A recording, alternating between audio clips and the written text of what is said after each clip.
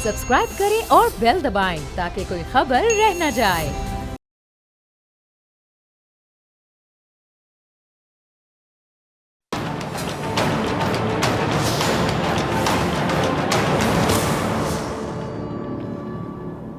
अस्सलाम वालेकुम, मैं हूं डॉक्टर फ़िज़ा खान और मैं हूं पाकिस्तान। नाज़रीन, इलेक्शन कमीशन ने कहा है कि नई हल्का बंदियों का ऐलान 30 नवंबर को कर दिया जाएगा। ये ऐलान ऐसे वक्त पर आया जब नई मरदमशुमारी के नतीजे में हल्का बंदियों से इंतखाबात में ताख़ीर के खदशात पाए जा रहे हैं, मगर अब भी इस बात की कोई गारंटी नहीं है कि जल्द हल्का बंदियाँ मुकम्मल करने के बाद भी इलेक्शन फरवरी से पहले हो जाएँ। सियासी जमातों के बयानात से तो लगता ये था कि वो इंतखाबात आइन में जो दर्ज दुरानियाँ हैं उसके मुताबिक शायद 90 रोज़ में करा कर ही दम लेंगी। तो क्या सियासी जमातें वक्त पर इलेक्शन कराने के बयानात दाग कर अवाम में जो खोई हुई जगह है मकबूलियत बनाने की कोशिश कर रही हैं? और क्या अवाम इतनी सादा है कि इस बात पर यकीन भी कर लेंगे? क्या महज ये जो 14 दिन का फ़र्क है ये इंतखाबी स्केड्यूल पर असरअंदाज होकर इसे पीछे खींच लाएगा, या फिर इलेक्शन बाद दस्तूर फरवरी के दूसरे या तीसरे हफ्ते में ही होंगे? इस सब पे बात करने के लिए मेरे साथ मौजूद मेहमान सीनियर तजियाकार आमिर ज़ा साहब, बहुत शुक्रिया आपका ज्वाइन करने के लिए, वक्त देने के लिए। और साबिक secretary election commission Muhammad Afzal Khan साहब मेरे साथ इस्लामाबाद स्टूडियोज में मौजूद हैं। सर, आपका भी बहुत शुक्रिया ज्वाइन करने के लिए। आमिर ज़ा साहब, आपकी इजाज़त से मैं मोहम्मद अफजल खान साहब से शुरू करना चाहूँगी। अफजल खान साहब, क्या ये जो हल्का बंदियों का दुरानियाँ कम करने से इलेक्शन वाकई जल्दी हो जाएंगे? क्योंकि दुरानियाँ कम होने से भी अभी तो क्लियर नहीं हो रहा कि इलेक्शन कब होने हैं। डॉक्टर फ़िज़ा अकबर खान जी, मैं 2-3 चीज़ें बताऊंगा जो रिवेलेशन होंगी आपके ठीक है। लिए, और वो हमने फिज़िकली प्रैक्टिकली की हैं। एक तो यह है कि पाकिस्तान में बशमूल मेरे जी, कोई भी बंदा इसकी ज़रूरत फ़िलहाल महसूस नहीं करता। एज एन इलेक्टोरल एक्सपर्ट इन चीज़ों की ज़रूरत नहीं थी। और फिर इलेक्शन कमीशन ने जो बार बार सुप्रीम कोर्ट में अपना स्टांस बदला, 8 अक्टूबर और 7 महीने और फिर 3 महीने, तो उससे बेयकीनी की सूरत हाल हुई। अब जिस दिन से असेंबलियाँ डिज़ाल्व हुई उसी दिन से इलेक्शन की डेट अनाउंस होनी चाहिए थी, लेकिन पिछला केयर टेकर प्राइम मिनिस्टर गया कि जी अक्टूबर नवंबर आर व्हेन एवर।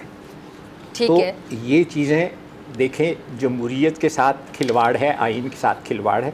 और बात यह है कि एक चीज़ गलत है उसको हम गलत वी वुड कॉल अस्पेड।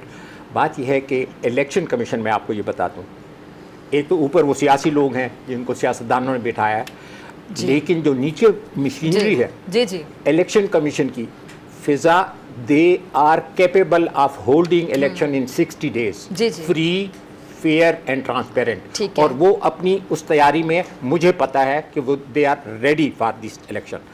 अच्छा, जो इस वक्त डिले हो रही है वो कोई करवा रहा है, वो सियासतदान करवा रहे हैं कि जिनको ख्याल है कि मैं इलेक्शन जीत नहीं सकता। हालांकि देखें, आप मैच खेलते हैं, आप किसी एरिना में भी जाते हैं, ज़रूरी नहीं कि आप हमेशा जीतने के लिए जाते हैं। एक फरीक तो हारेगा और दूसरा ये कि आप जीते भी हैं, आप हारे भी हैं।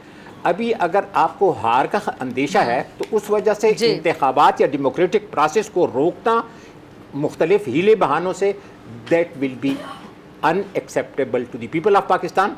और जो आपकी जो लेजिटिमेसी है बाहर, पाकिस्तान से बाहर जो जमहूरी ममालिक, जो लोग डिस्क्रीटली आपको में भी कहते होंगे कि आप बेशक बादशाह ला लगा लें, लेकिन बबांगे दोहल वो हमेशा उसकी मुखालफत करेंगे।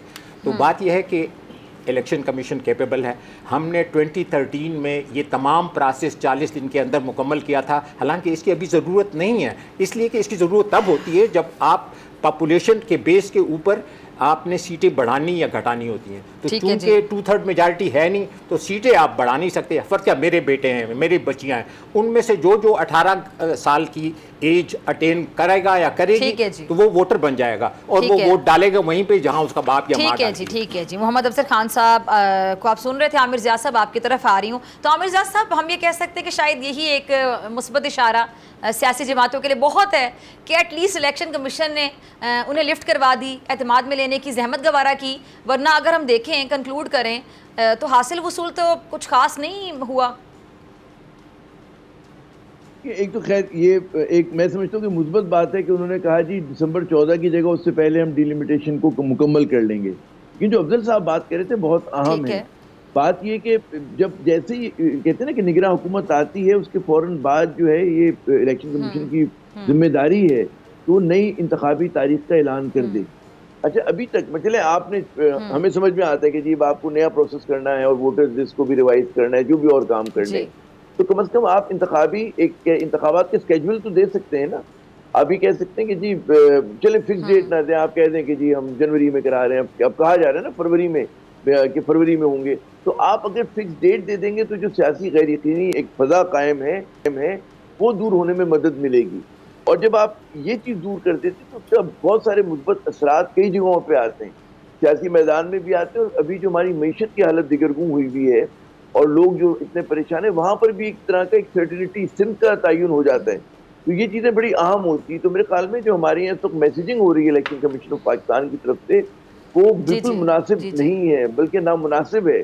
और वो मतलब है कि बाज़-औक़ात जो उनकी इलेक्टरल मैंडेट था, आइनी मैंडेट था उनका कि 90 रोज़ इंतखाबात कराने उनको पंजाब के और केपी के, वो उन्होंने नहीं कराए। उसके लिए उन्होंने जो भी पोजीशन ली, फिर आपने देखा कि सुप्रीम कोर्ट ने उसके ऊपर फैसला दे दिया, क्योंकि बहुत ही तारीखी और अहम फैसला है। और वो अब ज़ाहिर है कि वो तारीख का फैसला है, क्योंकि अब 14 मई तो गुजर चुकी है, लेकिन इसकी जवाबदेही कभी ना कभी देनी पड़ेगी इन लोगों को, कि जो लोग जिन्होंने मजाक उड़ाया था सुप्रीम कोर्ट ऑफ पाकिस्तान का, जिसने आइन पे जिन लोगों ने अमल नहीं किया था, उनको एक दिन हिसाब देना पड़ेगा कि भाई आपने क्यों नहीं किया था। और अब जाहिर है कि खैर अब हम उससे आगे बढ़ गए, तो खुदा करे जो अगले इलेक्शन हो रहे हों, हमारे जब कौमी जनरल इलेक्शन हों, उसके अंदर उसमें जो है कम से कम मुतनाज़ा हों वो, और मतलब है कि जरा सा अगर इलेक्शन कमीशन पहलकारी करे और लोगों को इत्मीनान में ले, सियासी जमातों को ले, अवाम को इत्मीनान में ले, सबसे ज़रूरी इस बात की बताए कि जनाब आप इलेक्शन कब कराएंगे, शफाफ होंगे, साफ होंगे, उसमें किसी किस्म की धांधली नहीं होगी, वो पाकिस्तान के हक में बहुत बेहतर होगा। फिजा ठीक है जी। अच्छा अफजल खान साहब, जहाँ तक ये आइन से इनहराफ पर मगरमच्छ के आंसू बहाने का जो मामला है, तो ये इनहराफ तो पंजाब और केपी के इलेक्शन में भी हो चुका है, तो उस वक्त आइन की जो मोहब्बत है वो क्यों नहीं जागी थी, ये सवाल भी बड़ा उठाया जा रहा है। आपकी खुशखबरी और मेरे लिए भी खुशखबरी। मेरे लिए पाकिस्तान में जमहूरी निज़ाम बहुत इम्पॉर्टेंट है। राइट टू वोट एक पब्लिक की, वो उसके मैं हक़ में हूँ। जो इक़्तिदार में रहते हैं वो तो अपना प्रोलांग करते हैं और मुख्तलिफ हीले बहाने और लेकिन मैं आवाज़ उठाऊँगा कि 5 साल में एक दफ़ा वोटर को वोट का हक़ है, उससे डिसएनफ्रेंचाइज ना किया जाए। ठीक है। आपने जो 14 मई की बात की है, याद रखें अब से जो 2 हफ्ते आगे हैं, एक सोड जो है इट इज़ हैंगिंग डॉक्टर फिजा खान।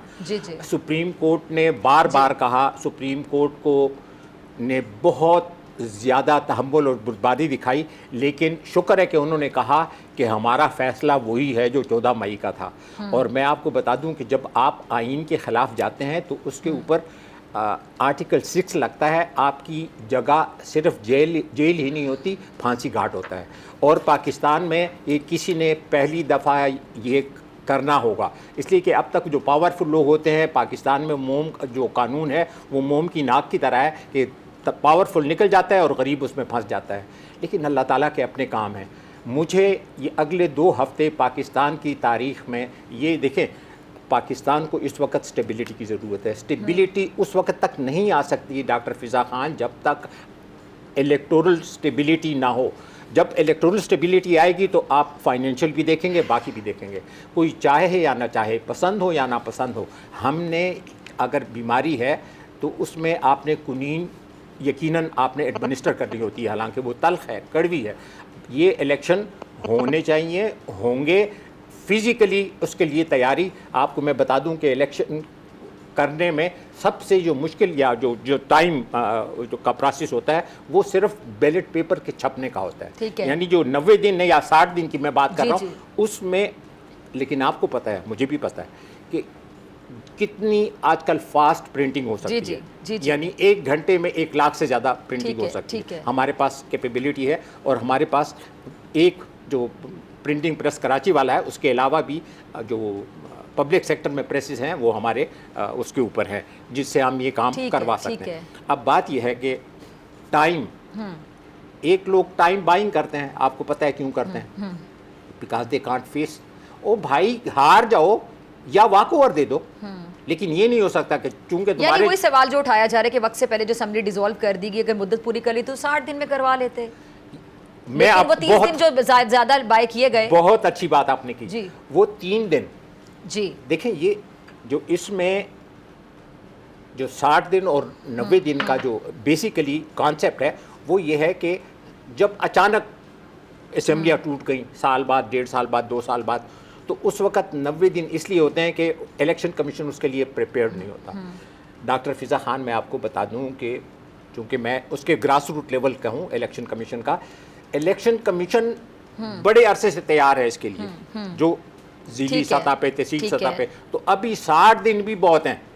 मैं आपको ये बार बार कह रहा हूँ, और मैं चूंकि ये इस प्रोसेस में से गुजरा हूँ, वो जो अचानक असेंबलियाँ टूटती हैं तो वो 90 दिन, वो 30 डेज हमारे लिए कि अगर प्रिपरेशन, तो वी आर ऑलरेडी प्रिपेयर्ड। सिर्फ आपने जो ऊपर वे सियासी जो लोग हैं जिनको सियासतदानों ने वहाँ बिठाया है, उनको आप एग्री करा लें, इलेक्शन कमीशन की तरफ से आपको मायूसी नहीं होगी। ठीक है जी, ये बड़ी अहम बात कर रहे हैं ये आमिर ज़ियाद साहब कि मायूसी इलेक्शन कमीशन की तरफ से नहीं होगी। अच्छा, लेकिन एक सवाल जो अभी तक बड़ा जिस पे बहस हो रही है आमिर ज़ियाद साहब कि अगर इलेक्शन कमीशन से जो मुलाकातें हैं उसके पीछे जो असल हकीकत है वो अवाम में खोई हुई मकबूलियत को वापस हासिल करना है, तो क्या अब लोग इन जमातों को आइन का पासदार करार देकर वोट देने निकल पड़ेंगे, या आपको लगता है कि इस किस्म की बहस ही नहीं होनी चाहिए? जो तज्जिए तबसरे हो रहे हैं कि जी अवाम में जो खोई हुई मकबूलियत है उसको हासिल करना इसका मकसद है, सीधे साधे ये मकसद भी तो हो सकता है ना कि इंतखाबात वाकई वक्त पर हो जाएं।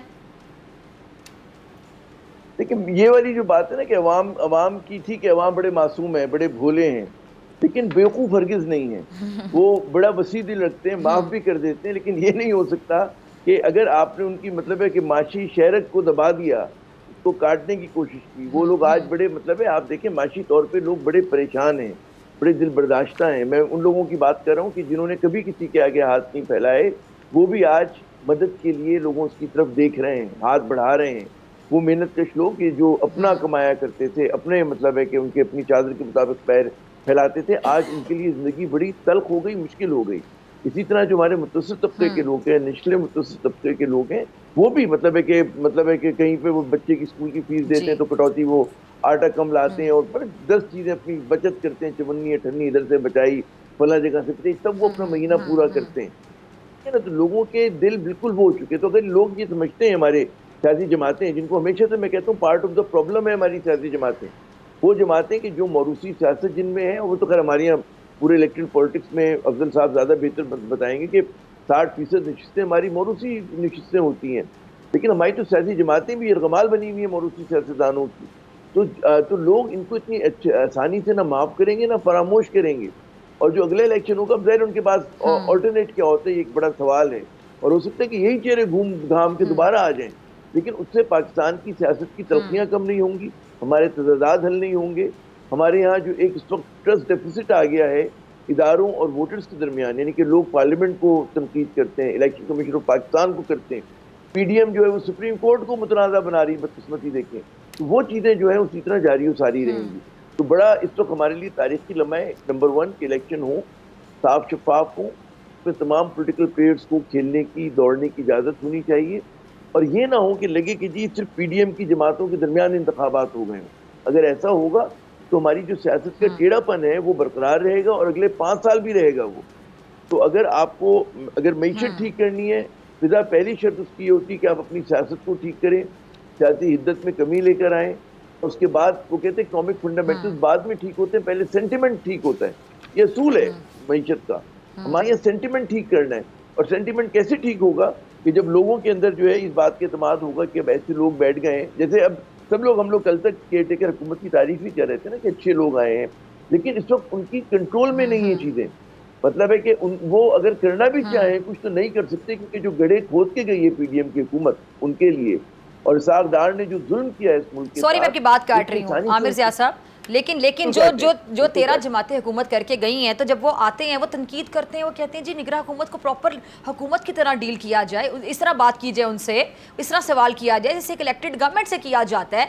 अभी तो वो आए हैं, तो उन पे कितनी जिम्मेदारियां आपकी आयद होती कि आप मेरिट पर उनसे सवाल पूछने शुरू कर दें, ये इसमें जरा समझाइएगा। जी मतलब ये उनके लिए जो छोड़ कर गए 16 महीने की परफॉर्मेंस, तो आते हम निगरान हुकूमत से पूछना शुरू कर दें, कैबिनेट से कि भाई आप बताएं आप जिम्मेदार हैं।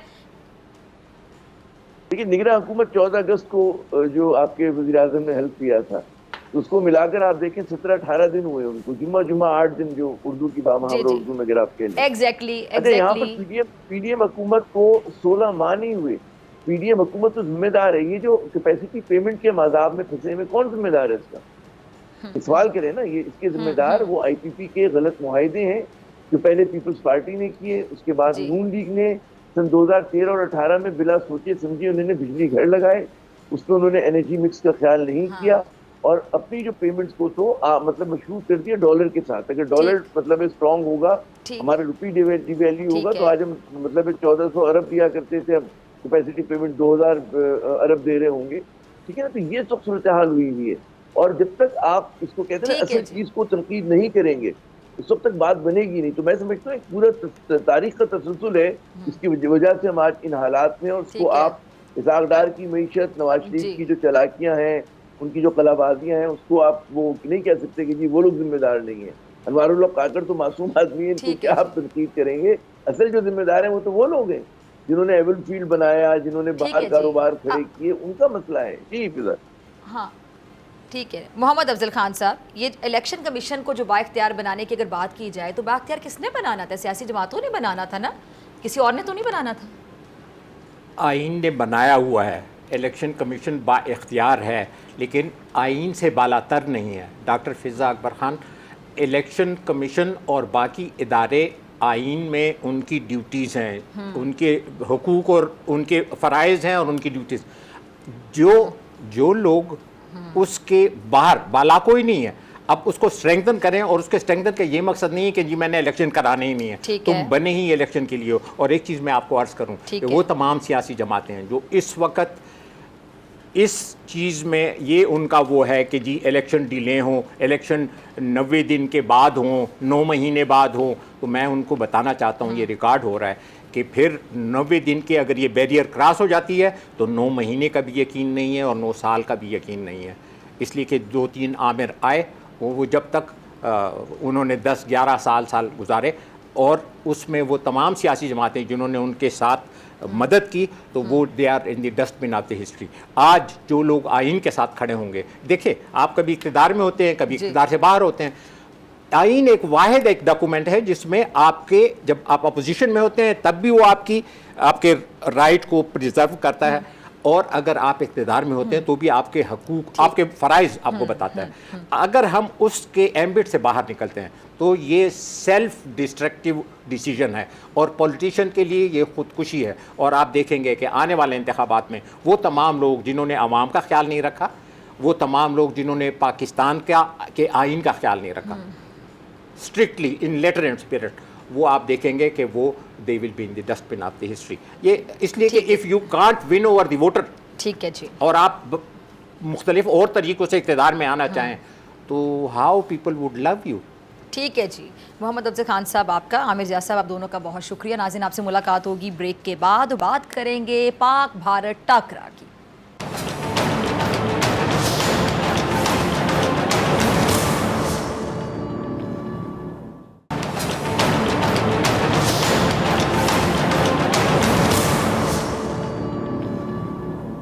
किस शेर की आमद है कि रन कांप रहा है। बाबर 11 के कदमों की धमक से श्रीलंका का स्टेडियम लरजना शुरू हो चुका है, और यकीनन इंडियन क्रिकेट टीम समेत दुनिया भर में मौजूद भारतीयों के दिल भी ऐसे ही कांप रहे हैं। वैसे मेरा पर्सनल मशवरा ये है कि भारत में मौजूद जो कमज़ोर दिल हजरात हैं वो कल मैच देखे ही ना, तो मेरे ख्याल से उनकी सेहत के लिए ज़्यादा बेहतर होगा, क्योंकि कल होने जा रहा है इंडिया पाकिस्तान का हाई वोल्टेज टकराव, और बिलाशुबा दुनिया क्रिकेट के मैदान में लड़ी जाने वाली ये सबसे बड़ी जंग है।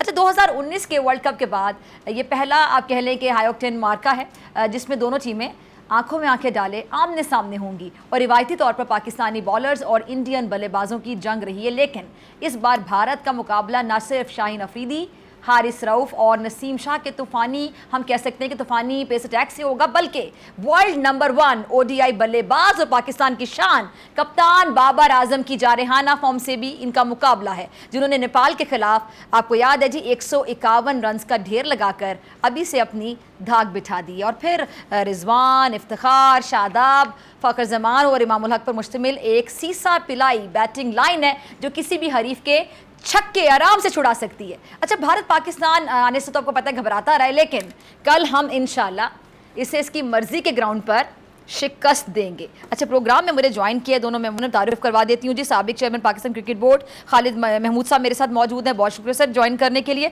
और स्पोर्ट्स तजियाकार किसी तारुफ के मोहताज नहीं, अदील रज़ा साहब आपका भी बहुत शुक्रिया वक्त देने के लिए। अदील, आपकी इजाज़त से मैं खालिद साहब से शुरू करना चाहूँगी।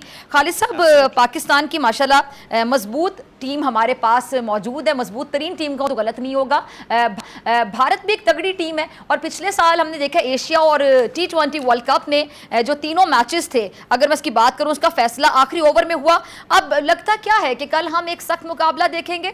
बहुत शुक्रिया। ये मुकाबला सख्त हो ना हो बहुत दिलचस्प होगा, क्योंकि आपने बिल्कुल ठीक कहा कि जब भी पाकिस्तान और हिंदुस्तान आपस में खेलते हैं तो पूरा हिंदुस्तान देखता है, पाकिस्तान देखता है, दूसरे ममालिक भी देखते हैं, तो दिलचस्पी बहुत ज़्यादा हो जाती है। लेकिन मेरी थोड़ी सी इसमें है रिजर्वेशन इस मैच के बारे में।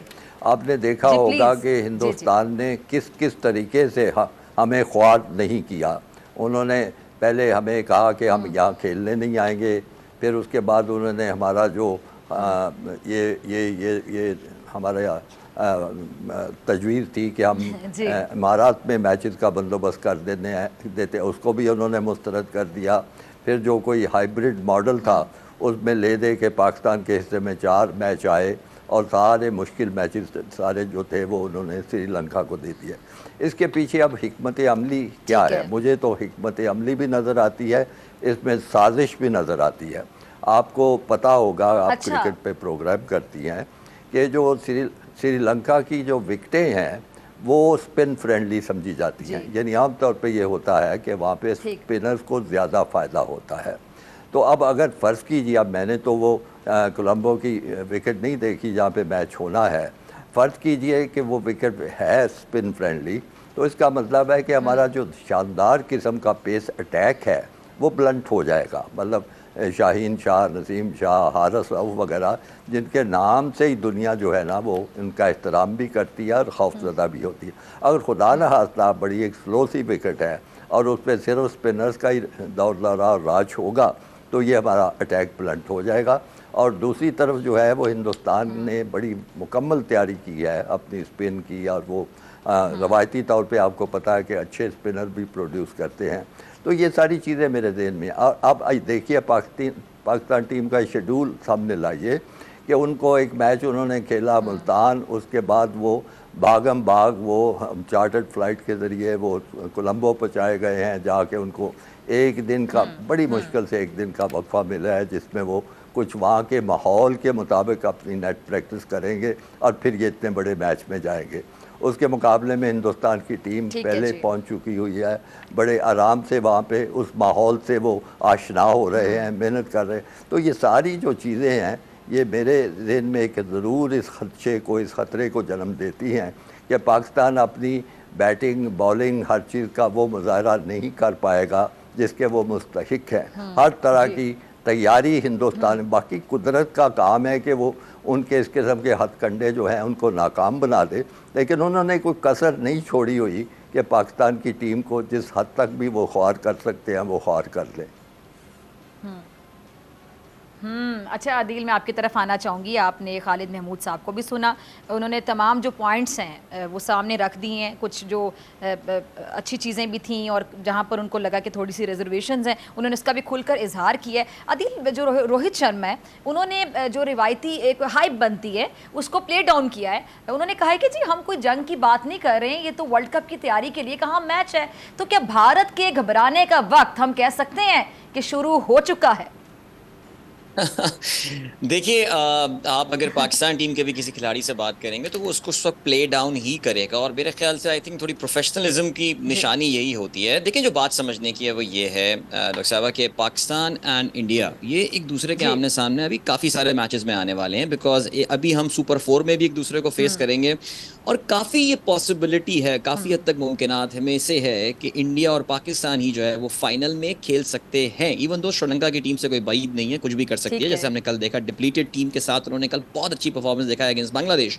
लेकिन जो पॉसिबिलिटी है वो पाकिस्तान इंडिया ही खेलेंगे। फिर वर्ल्ड कप में इंडिया और पाकिस्तान जो है वो एक दूसरे के आमने सामने आएंगे। Of course we know in that high voltage clash. तो मेरा ये ख्याल है कि ये मैच अभी अगर कंपेयर करें लेट्स से एशिया कप का फाइनल या फिर वो 14 अक्टूबर को अहमदाबाद में 1.25 लाख लोगों के सामने जो मैच होने वाला है उसके मुकाबले में डेफिनेटली इसका प्रेशर कम है। खालिद साहब की बात बिल्कुल दुरुस्त है। आई थिंक पूरी की पूरी जो एक सिचुएशन बनाई गई है वो इंडिया को फेवर करने के लिए बनाई गई है। पाकिस्तान को बिल्कुल कॉर्नर साइडलाइन कर दिया गया है। पालाखेले जिस स्टेडियम में कल ये मैच होने वाला है it's a very low scoring ground. I mean कोई 245 तो एवरेज वहाँ पे पहली इनिंग में टोटल होता है। आजकल के ऐसे दौर में जहाँ पे 350 पौने 400 रन हमें बनते हुए नजर आते हैं, it's a very slow track. और अगर आप दोनों टीमों का कंपैरिजन करें तो आपको अंदाजा होगा कि इंडिया का जो स्पिन अटैक है वो पाकिस्तान के मुकाबले में काफ़ी बेहतर है। सो पाकिस्तान की जो फास्ट बॉलिंग को कुछ न्यूट्रलाइज वहाँ पे किया गया है और स्पिन पे इंडिया जो है वो फ़ायदा उठा सकता है। और हमने ये भी देखा है कि स्पिन पे अक्सर हम जो है वो स्ट्रगल करते हुए नज़र आते हैं। सो बहरहाल आई थिंक प्रेशर देखें दोनों टीमों पर होगा। इंडिया पाकिस्तान कभी भी खेलें। और ये भी एक जो पॉइंट है वो ये है कि India Pakistan are not playing a lot of cricket now. हम कोई ज़्यादा क्रिकेट खेलते नहीं है। पिछले 5 साल में सिर्फ 3 दफ़ा हमारा मुकाबला हुआ है और उसमें भी वर्ल्ड कप में इंडिया जीत गई। तीनों मैच इंडिया बड़े मार्जिन से जीता है। दुबई में दुबई स्पोर्ट्स सिटी में उन्होंने 2 मैचेस हमें हराए 9 विकेटों से 8 विकेटों से। फिर उन्होंने 89 रन से हमें वर्ल्ड कप में हराया। सो मुझे लगता है कि आई थिंक शायद इंडिया के मुकाबले पे प्रेशर पाकिस्तान पे जो है वो ज़्यादा होना है। लेकिन आई रियली थिंक दैट हम अब काफ़ी हद तक उस लेवल पे पहुंच गए। Remember we are the number 1 team in the world और हमें इसी स्पिरिट और इसी जज्बे के साथ जाना है that we are sitting on the top of the world and India is number 3 team. तो यस इंशाल्लाह मुझे लगता है कि जो थोड़ा बहुत प्रेशर होगा वो कल तक रिलीज हो जाएगा। खालिद महमूद साहब, मैं अदील अज़हर साहब की बात लेकर आपकी तरफ आती हूँ। जैसे कि उन्होंने कहा कि बहुत सी चीज़ें हैं जो भारत को फेवर करती हैं, लेकिन कुछ चीज़ें हमारे पाकिस्तान को भी फेवर करती होंगी। हमारी टीम को ख़ासतौर पर अगर पाकिस्तानी टीम के जज्बे की बात करें, इंथुजिज़म की बात करें, स्पिरिट की बात करें।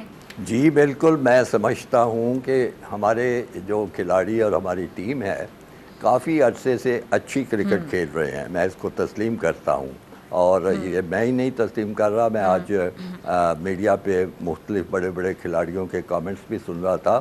उसमें सुनील गावस्कर ने बड़ी अच्छी बात की है कि ये टीम जो है रिदम में है, उस रिदम में है जो कि इंडिया की टीम नहीं है, क्योंकि ये मतवातर अपने मैचेस खेलते जा रहे हैं। और जज्बा और हौसला तो आप जानते हैं कि हमारी टीम का हमेशा ही बड़ा बुलंद होता है। आपको 92 के वर्ल्ड कप का मैं हवाला दे दूं कि उसमें तो हालत ये थी, मुझे खिलाड़ी बताते हैं कि हर मैच के बाद उन्होंने हमारी वापसी का इंतज़ाम किया होता था, लेकिन वो टीम जो थी अपने जज्बे, अपने एक जोश और खरोश और मुल्क के लिए अच्छा खेलने की खातर वो मैच जीतती चली गई, हत्ता कि ये वक्त आया कि उन्होंने फ़ाइनल भी जीत लिया। तो ये जज्बा तो मैं हर वक्त इस टीम में पाता हूँ। मैं ख़ुद भी इस टीम के साथ बड़े अहम दौरों में रहा हूँ बतौर मैनेजर, तो कभी ये हौसला नहीं हारते और अच्छे पेश करने की कोशिश करते हैं। लेकिन सूरत हाल ये है कि जब हर तरफ से यानी दबाव भी हो और जो हमारी आने जाना और ट्रैवलिंग और उस किस्म के मामलात भी हों, और फिर एक और चीज़ भी है, ये पता नहीं मुझे बात करनी चाहिए कि नहीं करनी चाहिए। एक मैंने महसूस किया है टीम के साथ होते हुए कि वो जो क्रिकेट बोर्ड की जो मैनेजमेंट है उनके मामला से वो बहुत मुतासिर होते हैं। बल्कि मुझे याद पड़ता है कि ऐसी एक कैफियत आई थी काफ़ी साल पहले, तो कुछ लड़कों को मैंने परेशान देखा, तो मैंने कहा भाई तुम्हारा क्या इससे लेना देना है, तो ये तो मामला क्रिकेट बोर्ड में हो रहा है। उन्होंने कहा जी इसी तरह ही है कि एक जो आपका उस्ताद हो या जो आपका जिसने सारे बंदोबस्त करने हैं वही आपस में उनका उलझाव हो और टेंशन हो और खराबियाँ हो, पता ना हो। अब देखिए पिछले 1 साल या कुछ अरसे में तकरीबन 3 सरबराह क्रिकेट बोर्ड के बदल चुके हैं। मैं बावजूद इसके कि जो आपके तजज़िया करने वाले बता रहे हैं बड़ी अच्छी बातें वो कर रहे हैं, लेकिन मुझे सच्ची बात पूछें तो इस किस्म की तैयारी नज़र नहीं आई जो कि एशिया कप के शाया निशान हो। वो तैयारी नज़र नहीं आई। और उस तैयारी में सबसे अहम चीज़ होती है फिटनेस के लिए कैंप लगता है, लड़कों को भाग दौड़ करवाई जाती है, एक एक की जांच परख होती है मुझे तो वो चीज़ें कहीं नज़र नहीं आई जो कि होनी चाहिए थी बड़ी। इसका मतलब ये है कि जो ऊपर उखाड़ पिछाड़ हो रही है उसके असरात जो हैं हमारी तैयारी पे भी पड़े हैं। ये ठीक है, हम मतवातर क्रिकेट खेल रहे हैं, हम अफ़गानिस्तान के ख़िलाफ़ खेले हैं, हमने ये नेपाल के ख़िलाफ़ मैच खेला है और भी मैच खेलेंगे, लेकिन उसमें जहाँ एक तरफ तो खिलाड़ियों को अच्छी मशक करने का मौका मिलता है तो उसमें दूसरा उसमें एक और भी उसका असर होता है, मनफी असर होता है। ये मनफी असर होता है कि हमारे खिलाड़ी जो हैं बैट्समैन ख़ास तौर पे वो एक बड़ी मीडियाकर किस्म की बॉलिंग के खेलने के आदी होना शुरू हो जाते हैं, जिसमें कोई बहुत ज़्यादा चैलेंज सामने नहीं होता, जिसमें आप बड़ी आसानी से 150 कर लेते हैं।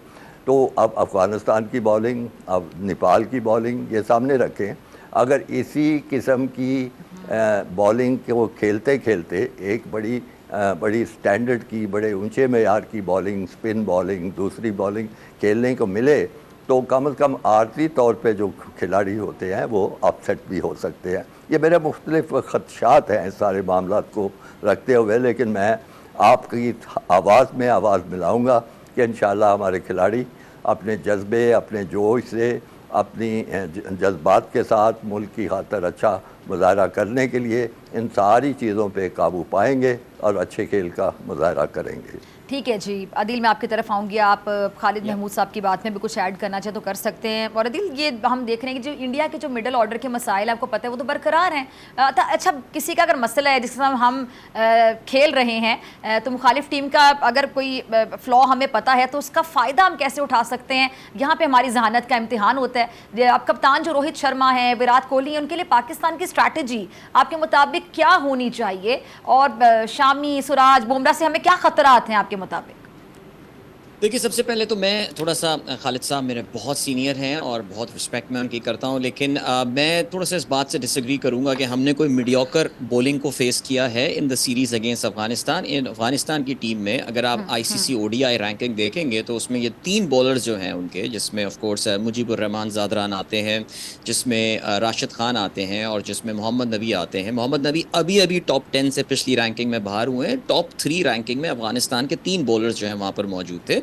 और ये भी आपको देखना पड़ेगा कि श्रीलंका में जिन कंडीशंस पे ये मैचेस हुए थे, हम्बनटोटा और प्रेमदासा स्टेडियम में, ये स्लो ट्रैक्स होते हैं, हैवी आउटफील्ड्स होती हैं, यहाँ पे रन्स बनाना वैसे ही मुश्किल काम होता है और पाकिस्तान ने वहाँ पे अफगानिस्तान को क्लीन स्वीप किया है। सो मेरा तो ये ख्याल है कि आई थिंक इस तरह की स्लो बॉलिंग खेलना और मुश्किल बॉलिंग खेलना, और जो मैं ये समझता हूँ, जब मैं इंडिया पाकिस्तान टीम का तकाबली जायज़ा लेता हूँ तो मुझे लगता है इंडिया को स्पिन में हमारे मुकाबले में जो है वो एज हासिल है। सो मैं ये समझता हूँ कि I think we are in a good touch. और ये भी बात देखने की कि हमारे जितने स्टार प्लेयर्स हैं ये बहुत सारी लीग क्रिकेट खेल कर आ रहे हैं। फिटनेस की बात की, जैसे कि बाबर आजम की अगर हम बात करें, बाबर ने अभी लंका प्रीमियर लीग में जो है, आप जानते हैं कि कोलंबो स्ट्राइकर्स के लिए खेले हैं वो। दरमियाना सा एक टूर्नामेंट रहा, एक दो उन्होंने बड़ी कमाल इनिंग्स भी खेली, कुछ में नाकामियां भी हुई। शाहीन की आप बात करें, इंग्लैंड से खेल कर आ रहे हैं वो। शादाब को अगर आप देखें, हमारे खिलाड़ी कैरेबियन प्रीमियर लीग खेल कर आ रहे हैं। So I think the player, the fitness level is there. और एक और बात आपको याद रखनी है कि पाकिस्तान टीम को जो एक एडवांटेज इस वक्त हासिल है वो मिकी आर्थर का ड्रेसिंग रूम में होना है। Mickey is an uncompromising person as far as the fitness is concern. So बहरहाल ये बात तो खैर मैंने कहा जरा थोड़ा सा इसमें मैं ऐड करता चलूँ।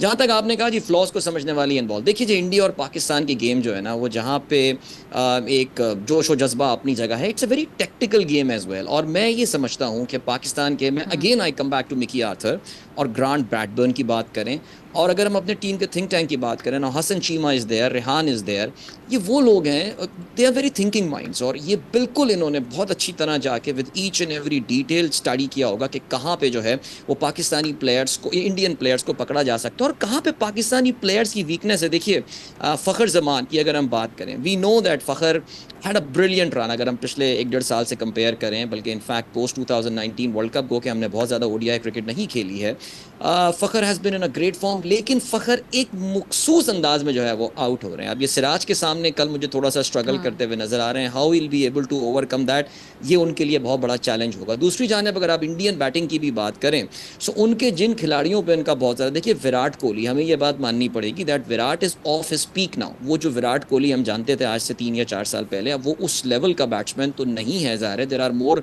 आई mean there are better batsman in India now, जो कि इस सर्कमस्टांसेस में शायद ज़्यादा बेहतर जो है वो खेल सकते हैं।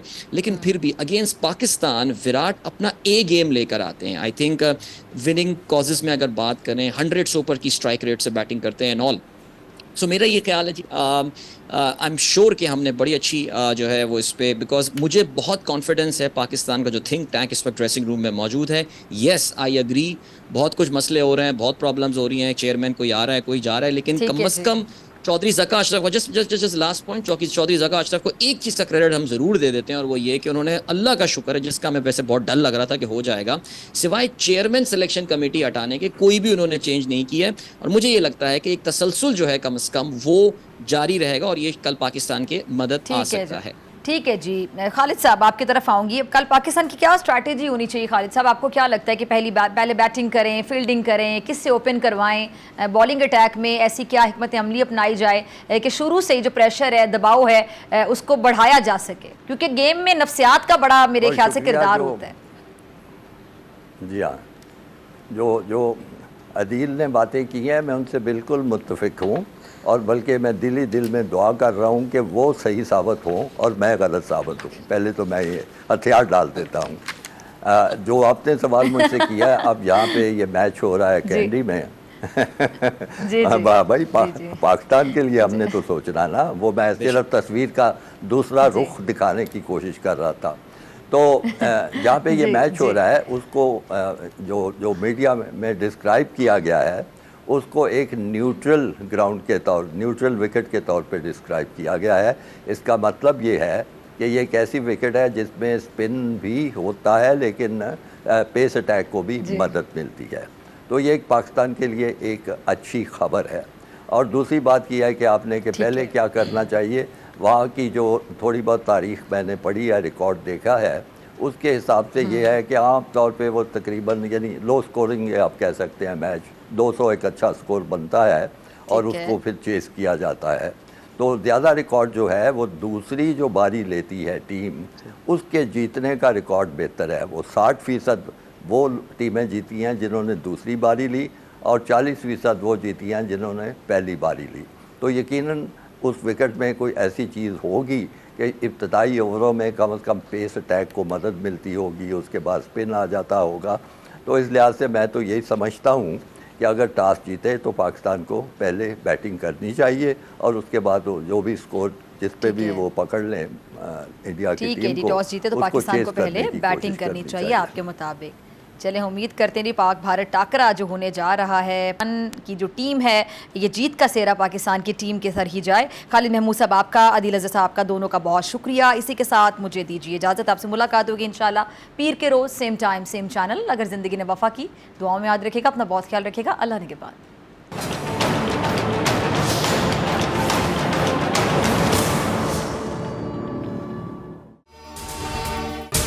अगर आपको ये वीडियो पसंद आई तो सब्सक्राइब करें और बेल आइकन पर क्लिक करें। सब्सक्राइब करें और बेल दबाएं ताकि कोई खबर रह न जाए।